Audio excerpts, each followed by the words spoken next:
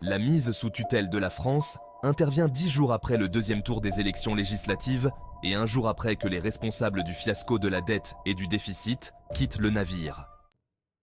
Un hasard? Non. Tout cela est bien planifié par McKinsey et Emmanuel Macron, qui est le pantin de l'État profond et de Davos, dont l'objectif est de mettre toute l'Europe sous esclavage.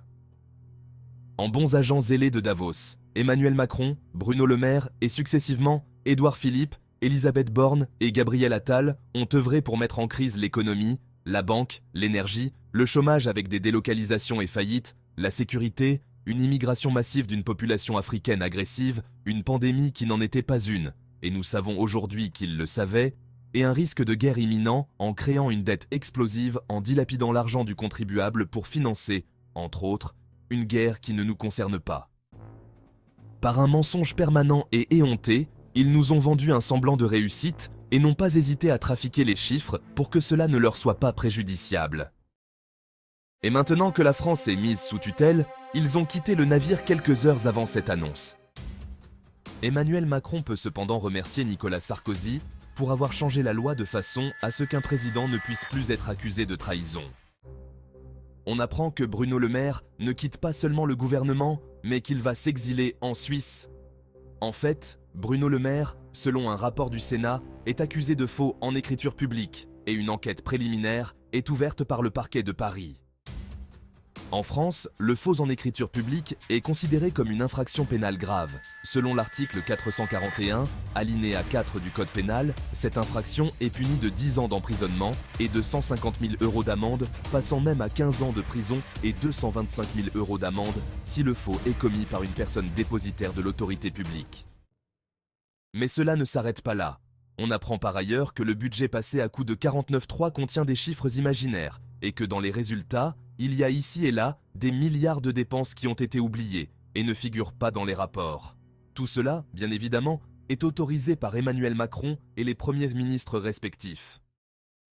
Nous ne pouvons plus parler ici d'amateurs ou d'incapables, mais d'une cabale criminelle dont l'objectif était de détruire la France tout simplement et de la faire disparaître sous l'égide de l'Union européenne.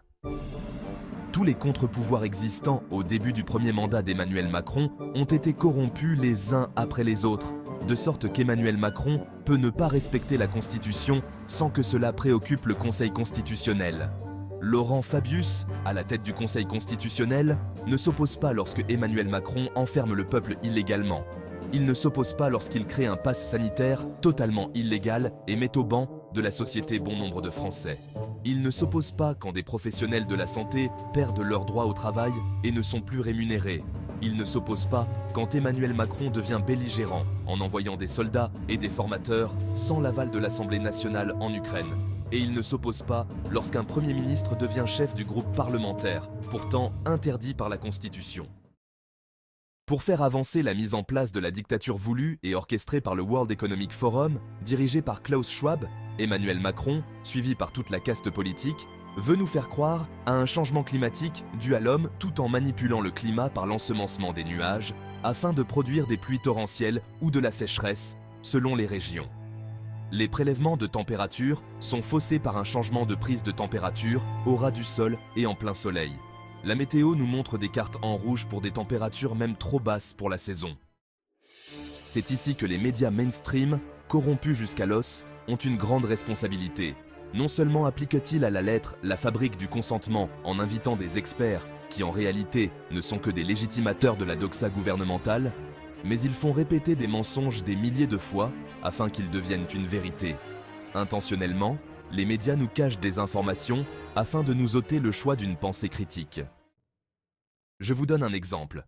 L'histoire de la guerre en Ukraine, d'après les médias, commence le 22 février 2022 sans parler de ce qui s'était passé avant, comme les accords de Minsk non respectés, la révolution du Maïdan et le fait que l'Ukraine bombardait des populations civiles du Donbass en tuant 14 000 civils. Des éléments de langage nous formatent afin de penser comme ils nous disent de penser. Par exemple, quand les USA ont pénétré l'Irak, la télévision disait que les Américains marchaient sur l'Irak. Quand les Russes ont pénétré l'Ukraine, la télévision rapportait que les Russes avaient envahi l'Ukraine et ils parlent de guerre. Marcher est donc un terme positif et envahir ou une guerre sont des termes négatifs. En principe, les deux choses sont exactement pareilles. D'autre part, ces mêmes médias nous submergent de distractions et de divertissements de bas niveau, menant à une érosion de la pensée critique et du discours sérieux. Beaucoup de gens commencent à se poser la question si Macron a vraiment été élu en 2017 et réélu en 2022. Rappelons-nous ce que Klaus Schwab a dit. Nous avons réussi à infiltrer tous les gouvernements. Nous maîtrisons toutes les élections. Nous savons prédire toutes les élections, ce qui rend superflu d'aller voter. En effet, le journal Sud-Ouest titrait en 2017, après le dépouillement de 2/3 des bulletins au premier tour, qu'Emmanuel Macron était à 1,9%. Il aurait donc été impossible mathématiquement de finir dans les 2 premiers. Rappelons-nous aussi qu'en 2022, nous avons vu en direct Marine Le Pen perdre 2 millions de voix au profit d'Emmanuel Macron. Maintenant, le nouveau gouvernement a jusqu'au mois de septembre pour présenter son plan d'austérité à l'UE. Passer en dessous d'un déficit de 3% serait faisable facilement. Il suffirait d'arrêter l'immigration illégale, de remigrer et d'arrêter de subventionner des immigrés illégaux qui n'ont jamais encore cotisé dans le système français. Ce serait 200 milliards par an qui ne seraient plus dépensés. Comme l'immigration fait partie du plan de destruction de la France, cela ne sera certainement pas autorisé, surtout que von der Leyen a été réélue par un vote électronique et secret, la base de toute fraude non contrôlable. En résumé, la situation actuelle en France révèle une crise profonde et systémique orchestrée par une cabale criminelle aux commandes de l'État. Emmanuel Macron et ses collaborateurs, loin d'être de simples amateurs ou incapables, ont œuvré de manière délibérée pour affaiblir la nation. Par le biais de manipulations politiques, économiques et médiatiques, ils ont réussi à instaurer une atmosphère de crise perpétuelle et de méfiance, allant jusqu'à compromettre les fondements mêmes de notre démocratie. La mise sous tutelle de la France par l'UE, ajoutée à la fuite stratégique de figures clés comme Bruno Le Maire, symbolise une tentative désespérée de préserver leurs intérêts face à l'effondrement imminent qu'ils ont eux-mêmes provoqué. La corruption des contre-pouvoirs, l'exploitation des médias pour manipuler l'opinion publique et les mesures répressives contre toute dissidence sont autant de preuves d'une dérive autoritaire orchestrée au plus haut niveau.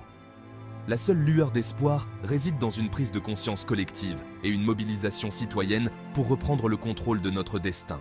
Le retour possible de leaders comme Donald Trump, qui promettent de s'attaquer à l'état profond, pourrait marquer le début d'un changement global.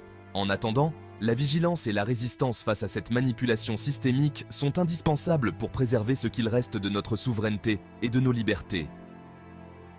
Face à cette menace existentielle, il est crucial de se tourner vers des sources d'information indépendantes et de refuser la soumission à une pensée unique imposée.